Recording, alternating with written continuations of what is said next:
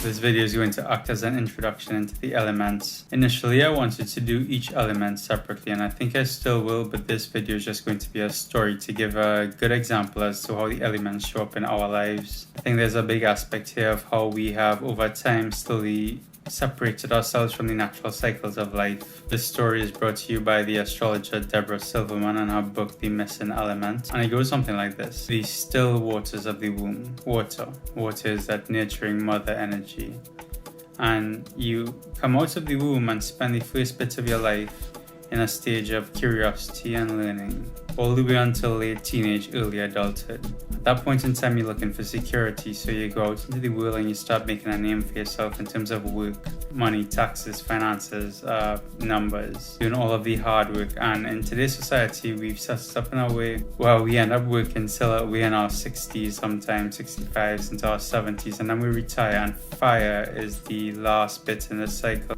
where you've already done the work from earth, and now with this bit of work that you've done, you could celebrate.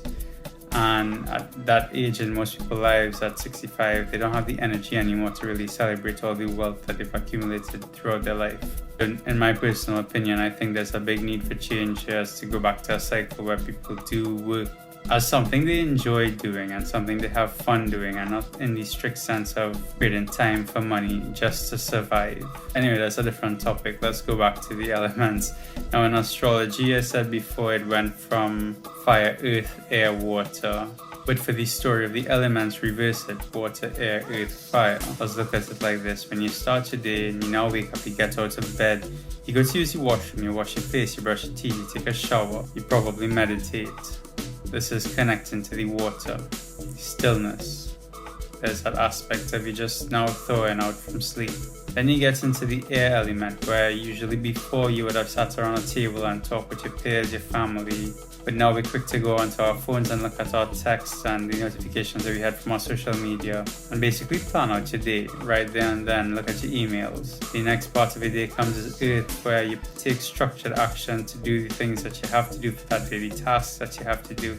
And this takes the majority of your time, all the way till the last bit of your day, when at the end you have the option of using that spark of inner flame to either celebrate, have fun, or maybe you're too tired from all of that and your flame is just diminished and you just don't have the energy to respond, so your flame dies out.